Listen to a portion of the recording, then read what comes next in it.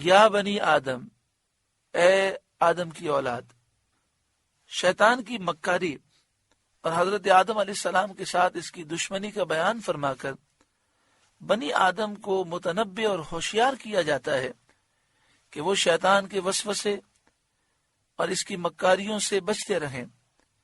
جو حضرت آدم علیہ السلام کے ساتھ ایسی فریب کاری کر چکا ہے، ان کی اولاد کے ساتھ وہ کب درگزر کرنے والا ہے، کب وہ ان کی اولاد سے دشمنی نہیں کرے گا. یا بنی آدم، اے آدم کی اولاد، لا یفتننکم الشیطان، خبردار تمہیں شیطان فتنے میں نہ ڈالے. کما اخرج ابویکم من الجنت، جیسا تمہارے ماں باپ کو جنت سے نکالا. ینزع عنہما لباسہما، اتروا دیے ان کے لباس. لیریہما سوآتہما، کہ ان کی شرم کی چیزیں انہیں نظر پڑیں. انہ یراکم ہوا وقبیلہ من حیث لا ترونہم، بے شک وہ اور اس کا کنبہ، اس کا قبیلہ، اس کے چیلے تمہیں وہاں سے دیکھتے ہیں کہ تم انہیں نہیں دیکھتے. اللہ تعالیٰ نے جنات کو ایسا ادراک دیا ہے کہ وہ انسانوں کو دیکھتے ہیں، اور انسانوں کو ایسا ادراک نہیں ملا کہ وہ جنات کو دیکھ سکیں. حدیث شریف میں ہے کہ شیطان انسان کے جسم میں خون کی راہوں میں گھس جاتا ہے، اور جس طرح خون دوڑتا ہے ساتھ ساتھ یہ بھی دوڑتا ہے. حضرت ذوالنون رضی اللہ تعالی عنہ نے فرمایا کہ اگر شیطان ایسا ہے کہ وہ تمہیں دیکھتا ہے، تم اسے نہیں دیکھ سکتے، تو تم ایسے سے مدد مانگو جو اس کو دیکھتا ہو اور وہ شیطان لعین اسے نہ دیکھ سکے. یعنی اللہ کریم، ستار، رحیم، غفار سے مدد مانگو کہ اللہ تو ہماری مدد فرما، شیطان کے وار سے محفوظ فرما. اِنَّا جَعَلْنَا الشَّيَاطِينَ أَوْلِيَاءَ لِلَّذِينَ لَا يُؤْمِنُونَ، بے شک ہم نے شیطانوں کو ان کا دوست کیا ہے جو ایمان نہیں لاتے. شیطان ان پر قابض ہیں، کافروں پر، اور شیطان جس طرح اچھالتے ہیں یہ اچھلتے ہیں. وَإِذَا فَعَلُوا فَاحِشَةً، اور جب کوئی بے حیائی کرے، قَالُوا وَجَدْنَا عَلَيْهَا آبَاءَنَا، تو کہتے ہیں ہم نے اس پر اپنے باپ دادا کو پایا. وَاللَّهُ أَمَرَنَا بِهَا، اور اللہ نے ہمیں اس کا حکم دیا. یعنی کوئی بھی گندا کام کرے، کوئی بھی گناہ سے صادر ہو، جیسے زمانے جاہلیت کے لوگ مرد اور عورتیں ننگے ہو کر کعبہ معظمہ کا طواف کرتے تھے، تو جب ان سے کہا جائے کہ یہ تم مت کرو تو کہتے ہیں ہم نے اپنے باپ داداؤں کو اس طرح پایا اور اللہ نے ہمیں اس کا حکم دیا. حضرت عطا کا قول ہے کہ یہاں بے حیائی سے مراد شرک ہے، اور حقیقت یہ ہے کہ ہر گندا کام، تمام گناہ صغائر اور کبائر جتنے بھی ہیں سب گندے ہیں. ہر کبھی فعل، تمام معاصی اور کبائر اس میں داخل ہیں. اگرچہ یہ آیت خاص ننگے ہو کر طواف کرنے کے بارے میں آئی ہو، جب کفار کی ایسی بے حیائی کے کاموں پر ان کی مذمت کی گئی تو انہوں نے کہا کہ ہم نے اپنے باپ داداؤں کو اس طرح پایا.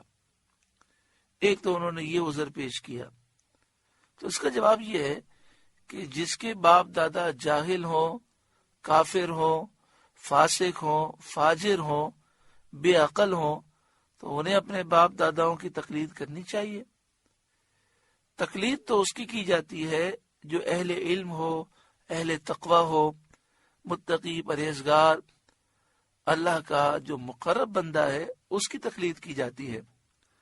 اور دوسرا انہوں نے یہ عذر پیش کیا، واللہ امرنا بہا، اللہ نے ہمیں اس کا حکم دیا. تو یہ ان کا خالص جھوٹ ہے. قل، اے محبوب آپ فرمائیے، ان اللہ لا یأمر بالفحشاء، بے شک اللہ بے حیائی کا حکم نہیں دیتا. اتقولون علی اللہ ما لا تعلمون، کیا اللہ پر وہ بات لگاتے ہو جس کی تمہیں خبر نہیں. قل اے محبوب آپ فرمائیے امر ربی بالقسط، میرے رب نے انصاف کا حکم دیا ہے، وَأَقِیمُوا وُجُوهَکُمْ، اور اپنے منہ سیدھے کرو، عند کل مسجد، ہر نماز کے وقت۔ یہاں مسجد سے مراد نماز کا وقت ہے۔ وَادْعُوهُ مُخْلِصِينَ لَهُ الدِّينَ، اور اس کی عبادت کرو خالص اس کے بندے ہو کر، کما بدأکم تعودون، جیسے اس نے تمہارا آغاز کیا ویسے ہی پلٹو گے، یعنی جیسے اس نے تمہیں عدم سے وجود دیا، تمہارا وجود نہ تھا، اس نے تمہیں پیدا کیا، ایسے ہی تمہیں موت کے بعد دوبارہ زندہ فرمائے گا۔ یہ ان لوگوں پر حجت ہے جو آخرت کی زندگی کا انکار کرتے ہیں۔ اس سے یہ بھی مستفاد ہوتا ہے کہ جب اسی کی طرف پلٹنا ہے اور وہ اعمال کی جزا دے گا تو عبادات اور فرما برداری کو اس کے لیے خالص کرنا ضروری ہے۔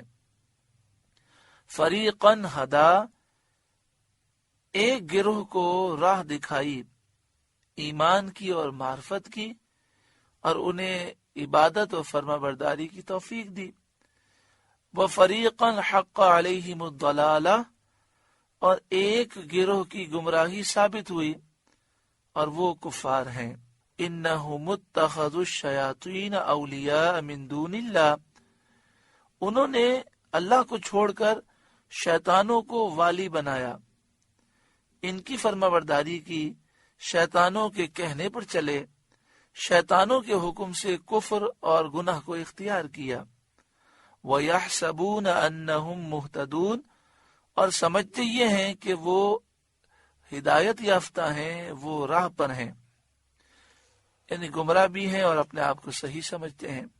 یا بنی آدم، اے آدم کی اولاد، خذوا زینتکم عند کل مسجد، اپنی زینت لو جب مسجد میں جاؤ، یعنی لباس زینت اختیار کرو۔